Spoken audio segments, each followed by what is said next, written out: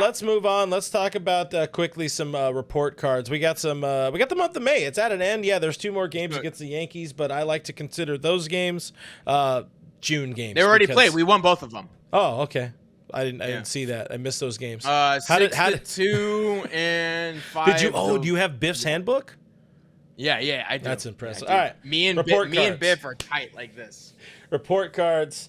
May edition. We'll keep it short. We'll keep it sweet. Usually I do grades, but I decided for this one, I want to do report cards because whatever. It's my show. I can do what I want. And I appreciate you guys watching and liking and subscribing and doing all those things. And if you don't like it, I swear I will do whatever you want. I promise you. I'll do a lot of things for some money. But quickly, let's talk about the infield. I'm calling it the infield plus the catcher. And I'm doing it in the spirit of a report card. I have needs improvement, and that's mostly because of Max Muncy. I think you have a little bit of, I don't want to call it turmoil, but I'll call it turmoil at second base. Is some inconsistency there. And going back to what you said earlier about like, what is Miguel Rojas's role on this team? When he's been at 2B, he's not being very additive to the team. So needs improvement at second base. On the infield plus catcher. So for the audience in the chat, what are the grades? I probably should have done that. So you have satisfactory. There's like outstanding, satisfactory, needs improvement, and what's the other one? I put see me after class. Usually it's just those 3. It's outstanding, satisfactory, and needs improvement. Can we do like a need? So can we do see me after class? Needs improvement. Exceeds or satisfactory. That's the middle. Exceeds expectations, and then outstanding. Sure, that works for me. Can do that. That works. All right. So, what do you have for infield and catcher? Exceeds expectations. I think Mookie Betts. To my eye, to what I've seen, the offense might not be there, but he has played a very, very, very good shortstop. I think defensively he grades out very well. Freddie Freeman's the best first baseman in baseball. I don't like there's some jabroni who didn't even have him in the top 10. Who was that again? Was that a Bleacher Report thing? Yeah, I think it was. And that's an absolute miss. I don't like that's a miss among all misses. I like this, by the way. Richie kind of nailed this. Good, fair, and horse shit. It's in consideration moving forward. We'll stick with what we have for now, but that's in consideration. But yeah, to not have Freddie Freeman in the midst of arguably his best season, that was not a 60-game season. Defensively, offensively, tough. Yeah. And he's doing it on like a quarter of an ankle, 3/4 of an ankle, 3/8 of an ankle. I think 3/4 of an ankle. Let's give it 5/8. We can do 5/8. And then Will Smith has. So we've seen him have a good first third of a year and haven't seen him be able to carry it on. However, even for his standards, I'm pretty sure at this point last year, he's still performing better. He's outperforming those metrics, and especially defensively, he is just gunning guys down left and right. Like, do not run on Will Smith. Like, that's just an absolute error. So it exceeds expectations. That's a good shirt, by the way. Bring it back. They used to have those for Paul LaDuca back in the day. Thou shalt not steal. Thou shalt not steal. Yeah. Bring it back for Willie. That's my favorite Dodgers catcher. Anyway, if they played Hae-Sung Kim a little bit more and then they platooned, Kike and Max, it might be an outstanding. But, if you're talking 3 of the 5 positions, in my opinion, are performing better than literally any other player at those positions in baseball, it's got to be exceeds expectations. It's got to be. Yeah. All right. I'll up them to satisfactory. How about that? That's only because I want to talk about Muncy for a second because there is this remaining baked in perception that Max Muncy has been absolutely doo-doo. And to a degree, yes, that is accurate. The numbers, if he shows up to a ballpark and you have not been watching him, you're going to look at those stats and be like, oh, those aren't very good. And, defensively, he's probably missed more balls than you would like to see, and this is me being very kind. The throws have been a little wild, but he is aware of it. Dave Roberts is aware of it. They're working on it. One of the things I was going to run if he didn't have a decent series against Cleveland, I was going to run a whole Muncy video about how like they should do what they did with I think it was Aegon a decade ago, whatever. Give him like 5 games off. Just sit on the bench. Don't do any sort of baseball activity. Like, you're active. We want you to be here, but like, don't even think about it. Just completely mentally reset. I did bring it up to Alana, and she was like, with Muncy's style, he would probably just lose his shit. Like, he is so such a competitor that you act like you missed your dog while you were gone on your honeymoon or whatever. Oh my God, you have no idea. Your dog got a lot bigger. I would trade my dog for 95% of the people in the chat. 100%. He is so cute. Man. So about Muncy's up and down season. Yeah, the defense is the biggest thing, and I think ultimately the defense is what's going to cost him playing time. But recency bias, yes, and it's cherry picking numbers. We had the conversation in Discord last night. The bat has been a lot better of late. He's doing that Muncy thing. He's got an OPS over 9. It's 903 over his last 16 games. That's a pretty decent stretch, and I think that kind of coincides with the glasses. But again, defense shaky at best. Dave usually Dave is pretty good about kind of masking his distaste for somebody or bad defense or whatever, poor execution. And he was definitely, he did not give very full-throated support to Muncy and his defense at third. So I think, again, defense is going to end up being what costs Muncy like everyday playing time. And we should see something. We should see a platoon, Kike and Muncy, by the end of the season. But Muncy hasn't been as bad as his numbers indicate. No, I don't think so either. Again, this is from a very kind of zoomed out perspective, but Muncy, he's come up big. So even in the game, did they lose the game? I can't remember. It was in the Guardian series. He hits this sac fly to deep center. I think Kike tags up from second to third, and then on a really short blooper into right, Kike comes in to score, which he wouldn't have if Max hadn't. So Max has his utility. That's my point. However, when Doc got the job, the calling card, the hallmark of this organization was defense. We had premier defenders at exactly. Premier well, those kind of go hand in hand. Greinke's great, but he's only great when you got a premier, right side or left side of the infield. Excuse me. Yeah, it's something that I don't think Doc is gonna stand in the long term. It's a position where, hey, we got here because the organization was one of the best defending teams in baseball, and Andy Pages has done a really good job of stepping up and being, at least in my opinion, a good corner defender. You have guys like Tommy Edman who can play, at least as far as I know, center field, second base. Mookie Betts has played a good short. The list goes on. If Max can't figure it out at third base, and we know he can. Yeah. But in a big spot in a playoff game, he's not going to get the start. Doc's going to go to a different guy because he pulled Cody Bellinger for very similar reasons. Yeah. So it's a situation where Max kind of has to figure it out, but that leash is so long. He's got till October to figure it out. Yeah, and I, in the same way we're talking about Tanner Scott, and he'll get his leash, he'll figure it out or whatever. I'm not as strong in the ballpark in the camp that Muncy will figure it out, because I think the fact that he's 35 going on 36 and trying to play third base, that it's not his natural position.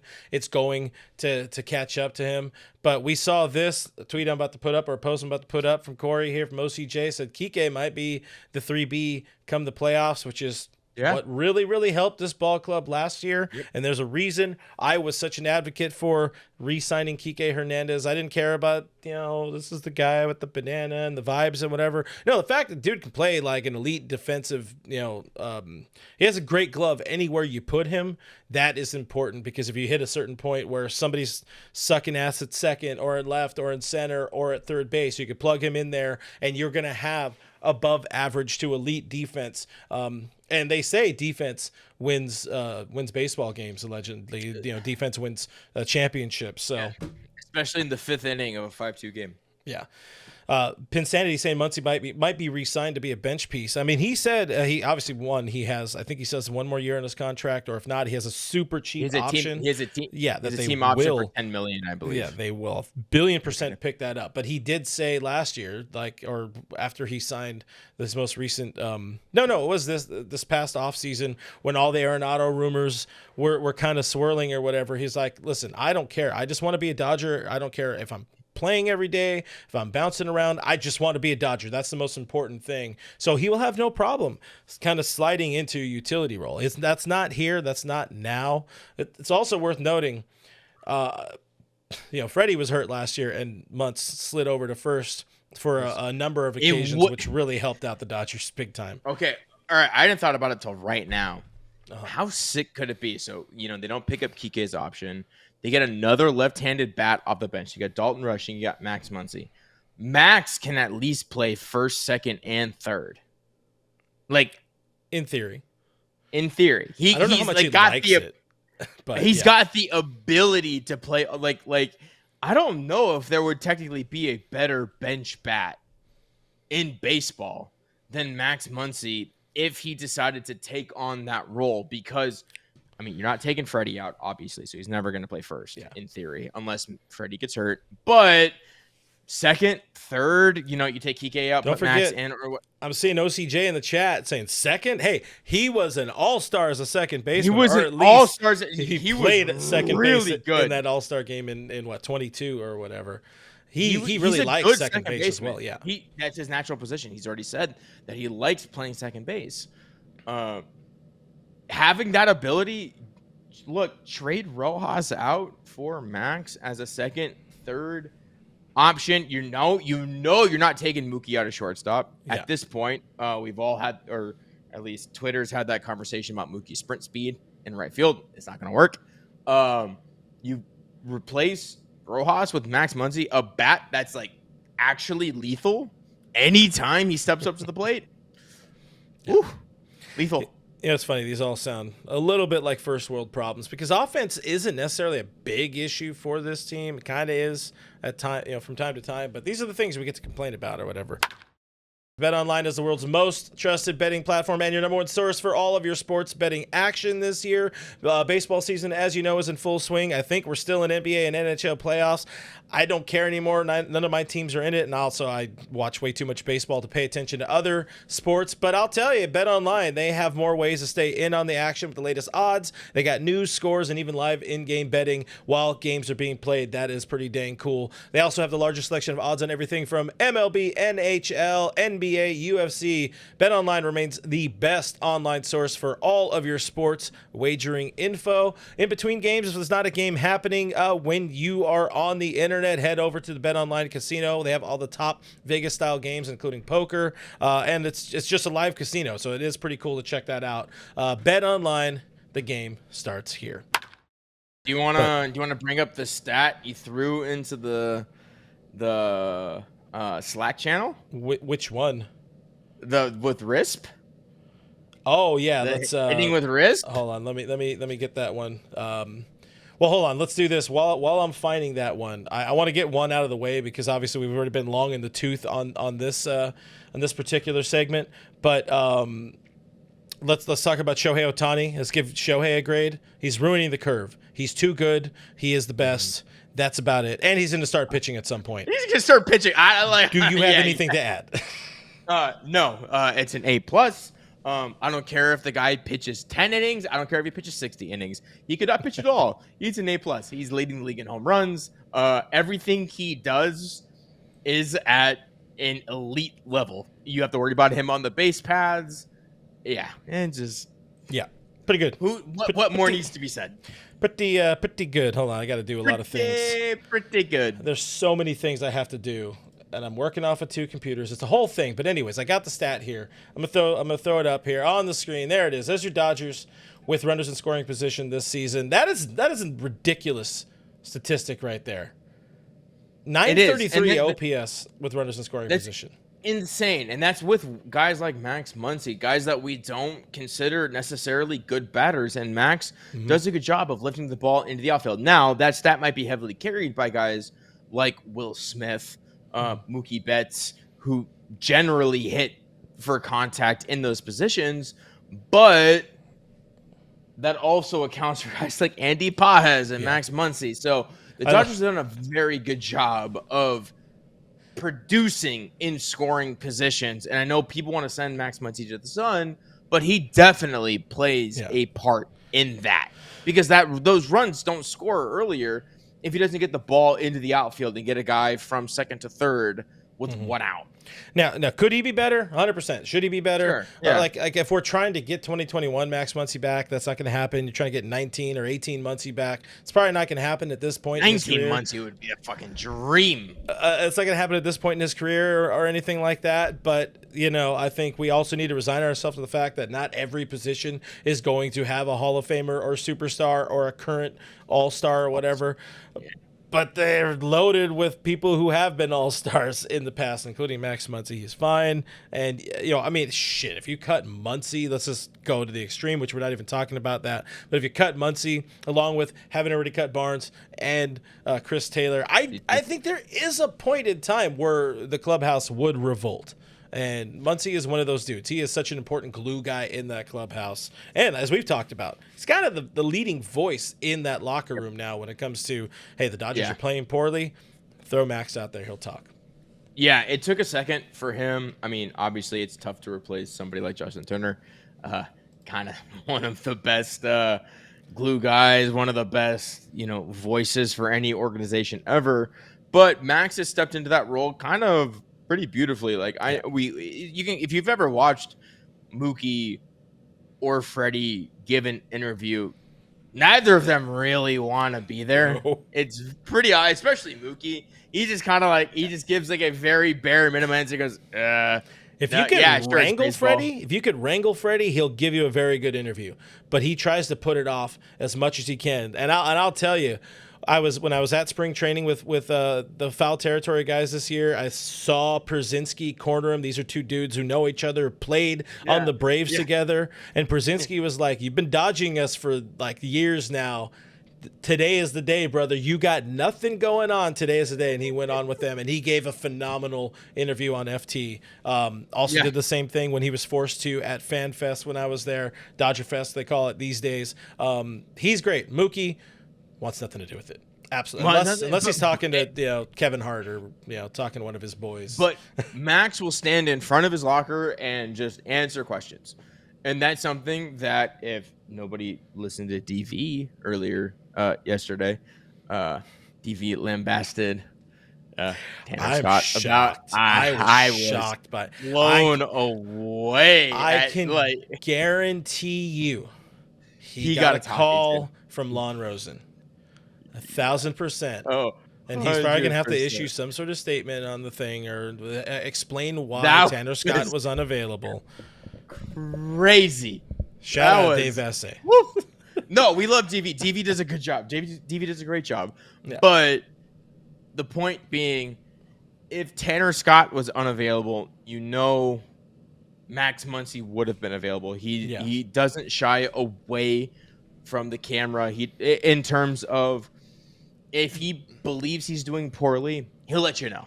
Yeah.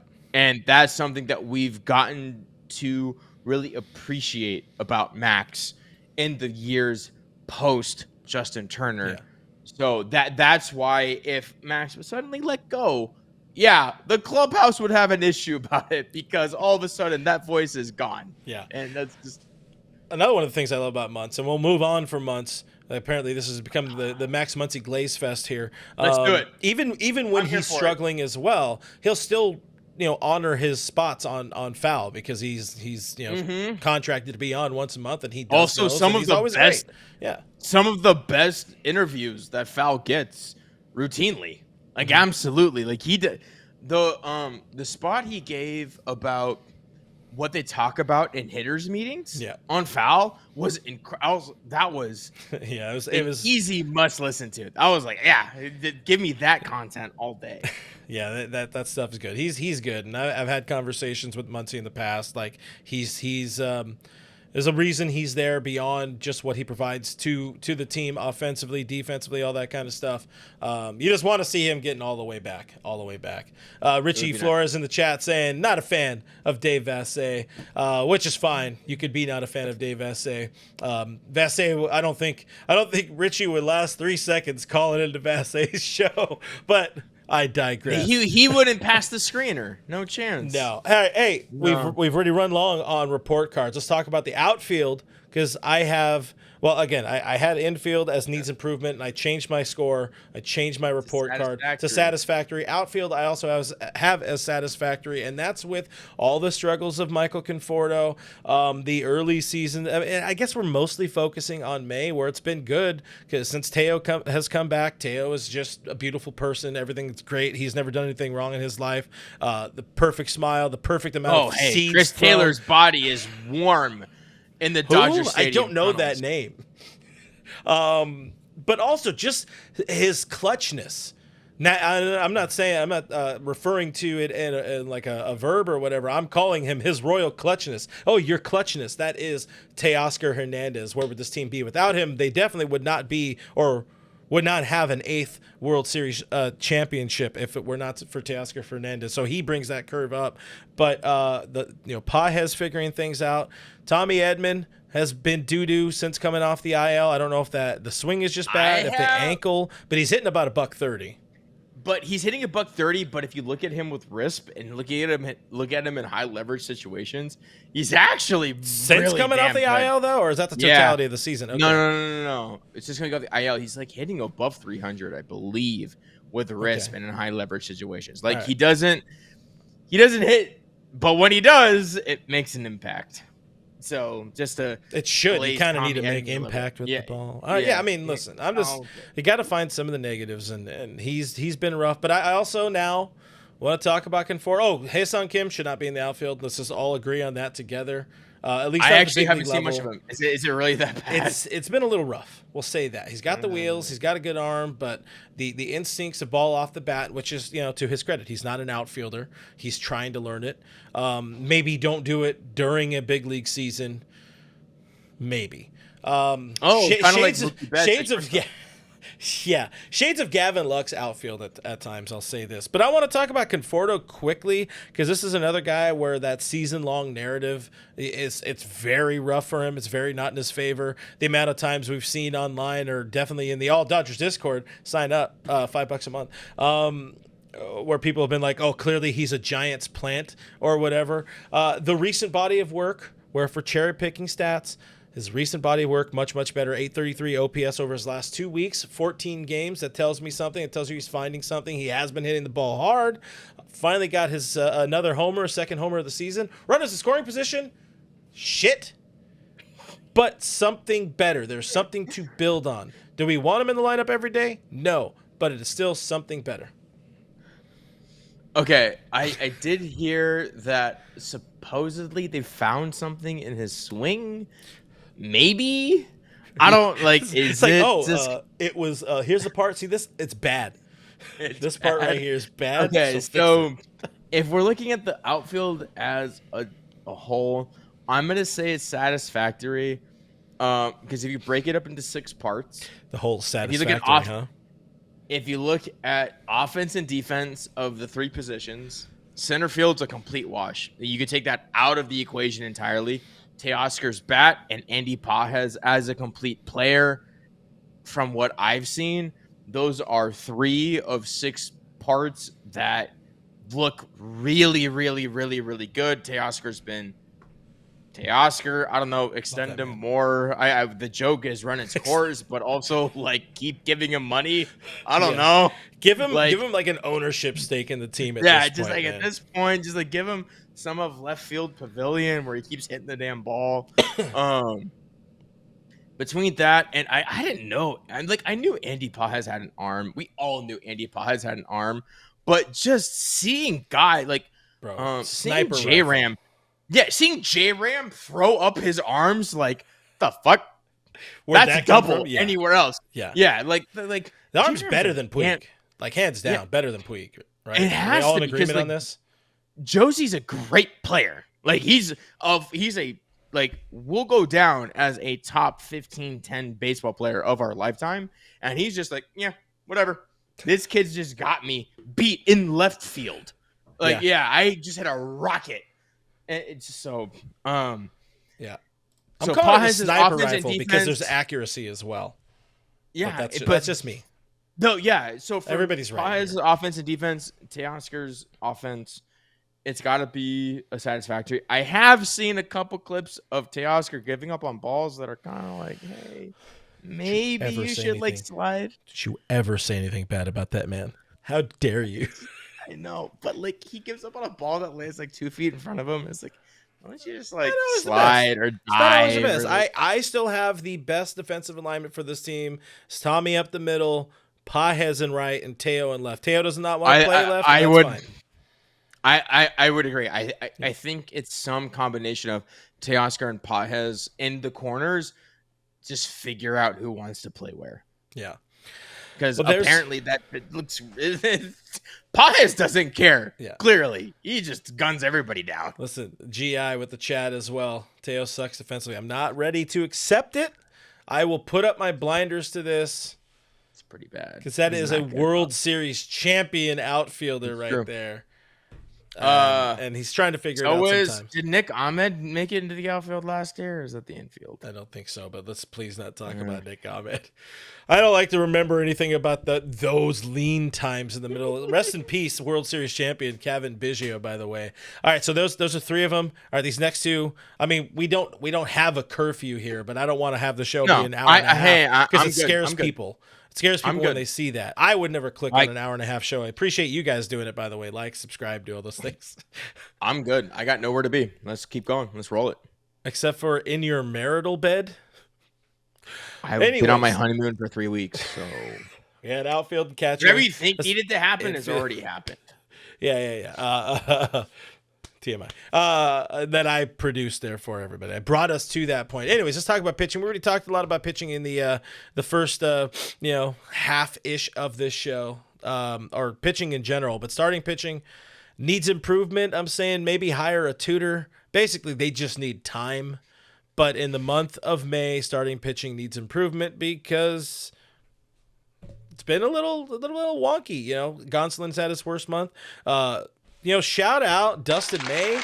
He got better, but also surviving a month of May. And there was something I wanted. I'll show it on Saturday. It's a joke and a half.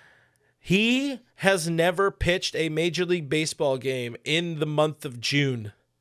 Has Dustin May because of injuries or either the COVID season. Really? Insane. That is absolute insanity, man. Because he came up in 2019. Yeah, but he came up in 19 in September, August or something. No, it was August. Was it? I don't know. I was at the debut. That was one of our DN staff games back in the day that I had to set up. But regardless, it's been 6 years. Yeah, and in 20, the season didn't start till late June because of the thing. Yeah. Because of the thing. And then 21, he was very good until he blew out his elbow in May. And then the story goes the same. Always hurt, always hurt, always hurt. But he's been good. Tony taking a bit of a step back in the month of June. Landon Knack, we need, who's the real Landon Knack? We need somebody to step up because he's been pretty rough. Need some consistency out of him. But yeah, needs improvement, does the starting pitching. Again, hire a tutor. What do you have as your starting pitching? Again, I understand you have the zoomed out view from being I got the zoomed out view all over Europe. We're going with satisfactory. We're going with satisfactory. Really? Yeah. So my 2 reasons I think Tony Gonsolin, at least from what I've seen, has been all right enough. So is Dustin May. Yoshinobu Yamamoto has been He brings a curve up. the second best pitcher in the National League, not named Paul Skeens. Like future Dodger Paul Skeens. So future Dodger, like Paul Skeens is so fucking good. It's so I love stupid. that he like is also just reinventing himself. Yeah. Like, every year he's just like, oh yeah, here's a fucking two seam. Oh yeah, here's a like a legitimate sinker. Oh yeah, we're just gonna start throwing that. Yeah. Anyway, he's the best pitcher. Yamamoto is the best National League pitcher, not named Paul Skeens. Yeah. Clayton Kershaw, for what we think of him, doesn't allow runs, which is the same. Except for his first start, but yeah, I'm not putting that on him.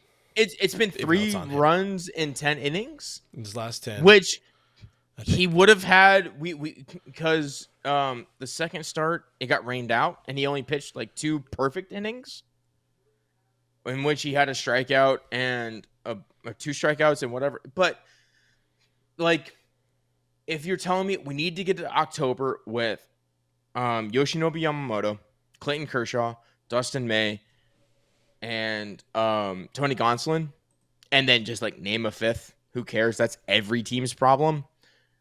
I'd buy that. I'd buy that immediately. That's satisfactory. That is a good rotation. Yeah. You start adding Tyler Glasnow, Blake Snell to this, Roki Sasaki. I like, say what you want about him. He was pitching well up until his injury. That's a deadly rotation. And I personally have loved what I've seen from Kershaw. He just does a lot of nibbling. He throws his slider sparingly, which I think is what he needs to do. Yeah. Has shown a little bit of a splitter, which is kind of weird, but also I'm here for it. Like, add a fourth pitch. Why not, GOAT? Like, do what you got to do. But, and Gonsolin and May just kind of do what they need to do. And like Yamamoto at the front. Yeah, considering how many pieces are missing, I could understand a satisfactory. It'll be a lot better when all these dudes come back, but I still just think they need improvement, man. Like, because they need to pitch deeper into games. I think you got some Kershaw tinted glasses going a little bit. Hit that last start in Cleveland. Okay, so are we doing needs improvement on like a baseball? Like in terms of baseball, or I'm doing this Dodgers? as like school and. No. Are we looking at it specifically Dodgers? Specifically Dodgers, I think is satisfactory. If you look at it in terms of baseball, it's absolutely needs improvement because the Dodgers are terrible at allowing their pitchers to go deep into games. But if you're looking at it from the lens of the Dodgers, who don't allow their pitchers to go deep into games, and you accept, yeah, it's about right. They let Kershaw go 5, not 6. Mm-hmm. They're gonna let May and Gonsolin go 5, not 6. Like, yeah. That's satisfactory. For all intents and purposes, they should have won that fucking game with the Kershaw start. They should have done that. Like that's just that'll lead to our bullpen. Shout out to our friend Tanner Scott. Yeah. What do you got for your bullpen? Your bullpen report card grade, whatever you want to call it. Got the burps. Yeah. What's the lowest one we can go with? That's really bad. According to Richie, it was horse shit. Yeah. It's as bad as you can go, in my opinion. I think the number of... I've got see me after class. Yeah, it's the number of reliable... So we talked about it even at the beginning of the year. You had guys like Vesia, Trinan, Phillips, Kopech. You had a number of guys that you were ready to... Tanner Scott, obviously. That's 5 of your bullpen arms that you're ready to pitch in high leverage situations. That number at this point is down to 0, if not just 1, and it's Ben Kasparius, who we did not have on our radar. I mean, we had it on our radar, but like we didn't expect to rely on. Yeah, he was one of those guys. Like I did not anticipate him even making the opening day bullpen just because of all the talent they had entering spring training, and then it's Phillips and Kopech are behind, and this dude's head fell off or whatever. Yeah. And at this point, like I said it early on, it's like, are Luis Garcia, are Trevino some of the more reliable arms in this bullpen? Because Vesia is showing signs of that early 2022 season where he's just giving up first batter home runs. Tanner Scott isn't there yet. He'll get there, I presume. I hope so. He'll get there. You're missing guys like Trinan Phillips. And you don't have people at the back end like Huddy and like adults. Oh, God. Joe Kelly. Yeah, and then, not Joe Kelly. Huddy and Brazier. Ryan Brazier. Yeah. You don't have guys So like yeah, the the veterans, the adults. Yeah. Yeah.